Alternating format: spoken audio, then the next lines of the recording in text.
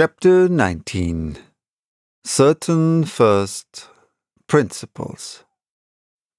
"What's the matter?" asked Kemp, when the Invisible Man admitted him. "Nothing," was the answer. "But, confound it, the smash!" "Fit of temper," said the Invisible Man. "Forgot this arm, and it's sore." "You are rather liable to that sort of thing." "I am."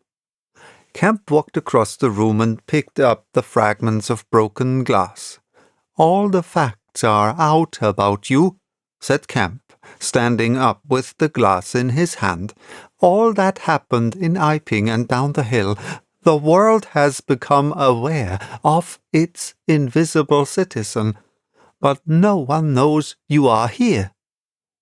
The Invisible Man swore. "The secret's out. I gather it was a secret. I don't know what your plans are, but of course I'm anxious to help you." The Invisible Man sat down on the bed. "There's breakfast upstairs," said Kemp, speaking as easily as possible, and he was delighted to find his strange guest rose willingly. Kemp led the way up the narrow staircase to the belvedere. "Before we can do anything else," said Kemp, "I must understand a little more about this invisibility of yours." He had sat down after one nervous glance out of the window with the air of a man who has talking to do. His doubts of the sanity of the entire business flashed and vanished again as he looked across to where Griffin sat at the breakfast table, a headless, handless dressing-gown, wiping unseen lips on a miraculously held serviette.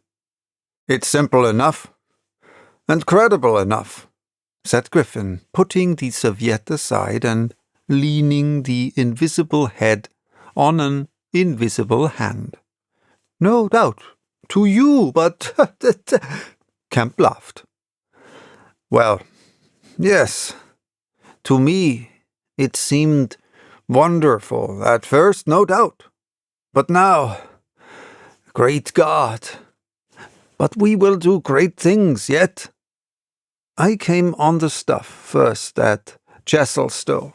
"Chesilstowe?" "I went there after I left London. You know I dropped medicine and took up physics? No? Well, I did. Light fascinated me. Optical density. The whole subject is a network of riddles, a network with solutions glimmering elusively through. And being but 22 and full of enthusiasm, I said, I will devote my life to this. This is worthwhile. You know what fools we are at 22. "Fools then, or fools now?" said Kemp. "As though knowing could be any satisfaction to a man. But I went to work, and I had hardly worked and thought about the matter 6 months before light came through one of the meshes suddenly, blindingly. I found a general principle of pigments and refraction, a formula, a geometrical expression involving 4 dimensions. Fools, common men, even common mathematicians do not know anything of what some general expression may mean to the student of molecular physics. In the books that tramp has hidden, there are marvels, miracles. But this was not a method. It was an idea that might lead to a method by which it would be possible, without changing any other property of matter except, in some instances, colors, to lower the refractive index of a substance, solid or liquid, to that of air. so far as all practical purposes are concerned. Phew, said Kemp. That's odd. But still, I don't see quite. I can understand that thereby you could spoil a valuable stone, but personal invisibility is a far cry. Precisely, said Griffin. But consider, visibility depends on the action of the visible bodies on light. Either a body absorbs light, or it reflects or refracts it, or does all these things.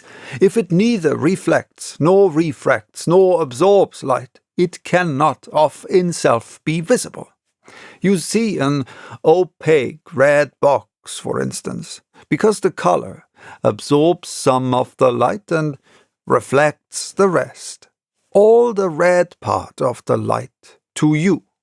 If it did not absorb any particular part of the light, but reflected it all, then it would be a shining white box. Silver, a diamond box, would neither absorb much of the light nor reflect much from the general surface, but just here and there, where the surface were favorable, the light would be reflected and refracted, so that you would get a brilliant appearance of flashing reflections and translucencies, a sort of skeleton of light. A glass box would not be so brilliant, not so clearly visible as a diamond box, because there would be less refraction and reflection. See that? From certain points of view, you would see quite clearly through it. Some kinds of glass would be more visible than others. A box of flint glass would be brighter than a box of ordinary window glass. A box of very thin common glass would be hard to see in a bad light, because it would absorb hardly any light and refract and reflect very little. And if you put a sheet of common white glass in water, still more if you put it in some denser liquid than water, it would vanish almost altogether, because light passing from water to glass is only slightly refracted or reflected, or indeed affected in any way. It is almost as invisible as a jet of coal gas or hydrogen is in air, and for precisely the same reason. Yes, said Kemp, that is pretty plain sailing. And here is another fact you will know to be true. If a sheet of glass is smashed, Kemp, and beaten into a powder, it becomes much more visible while it is in the air. It becomes at last an opaque white powder. This is because the powdering multiplies the surfaces of the glass at which refraction and reflection occur. In the sheet of glass, there are only two surfaces. In the powder, the light is reflected or refracted by each grain it passes through, and very little gets right through the powder. But if the white powdered glass is put into water, it forthwith vanishes. The powdered glass and water have much the same refractive index, that is, the light undergoes very little refraction or reflection in passing from one to the other. You make the glass invisible by putting it into a liquid of nearly the same refractive index. A transparent thing becomes invisible if it is put in any medium of almost the same refractive index. And if you will consider only a second, you will see also that the powder of glass might be made to vanish in air if its refractive index could be made the same as that of air. For then there would be no refraction or reflection as the light passed from glass to air. Yes, said Kemp, but a man's not powdered glass. No, said Griffin, he's more transparent. Nonsense! That from a doctor. How one forgets. Have you already forgotten your physics in 10 years? Just think of all the things that are transparent and seem not to be so. Paper, for instance, is made up of transparent fibers, and it is white and opaque only for the same reason that a powder of glass is white and opaque. Oil white paper. Fill up the interstices between the particles with oil so that there is no longer reflection or refraction except at the surfaces, and it becomes as transparent as glass, and not only paper, but cotton fiber, linen fiber, wool fiber, woody fiber, and bone, Kemp, flesh, Kemp, hair, Kemp, nails and nerves, Kemp. In fact, the whole fabric of a man except the red of his blood and the black pigment of hair are all made up of transparent, colorless tissue. So little suffices to make us visible one to the other. For the most part, the fibers of a living creature are no more opaque than water. Great heavens! Cried Kemp. Of course! Of course! I was thinking only last night of the sea larvae and all the jellyfish. Now you have me, and all that I knew and had in mind a year after I left London 6 years ago. But I kept it to myself. I had to do my work under frightful disadvantages.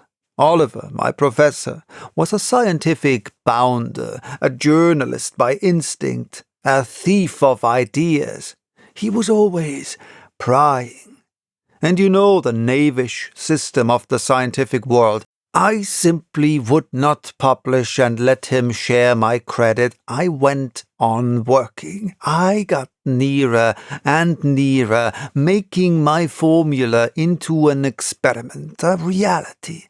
I told no living soul, because I meant to flash my work upon the world with crushing effect, to become famous at a blow.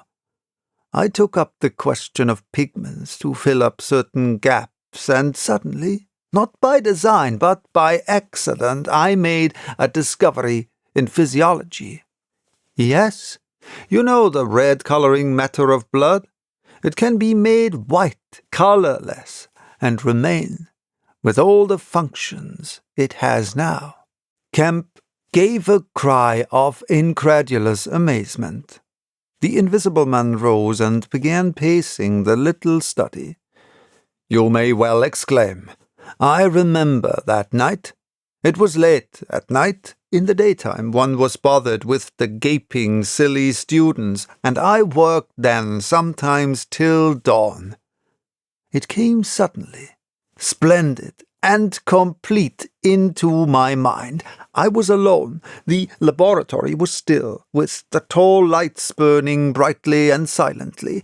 In all my great moments I have been alone. One could make an animal, a tissue, transparent. One could make it invisible, all except the pigments. I could be invisible, I said suddenly, realizing what it meant to be an albino with such knowledge. It was overwhelming. I left the filtering I was doing and went and stared out of the great window at the stars. I could be invisible, I repeated. To do such a thing would be no transcend magic, and I beheld, unclouded by doubt, a magnificent vision of all that invisibility might mean to a man, the mystery, the power, the freedom. Drawbacks I saw none. You have only to think. And I, a shabby, poverty-struck, hemmed-in demonstrator teaching fools in a provincial college, might suddenly become this. I ask you, Kemp, if you, anyone, I tell you, would have flung himself upon that research, and I worked 3 years, and every mountain of difficulty I toiled over showed another from its summit. The infinite details and the exasperation, a professor, a provincial professor, always prying. When are you going to publish this work of yours, was his everlasting question, and the students, the cramped means. 3 years I had of it. And after 3 years of secrecy and exasperation, I found that to complete it was impossible. Impossible! How?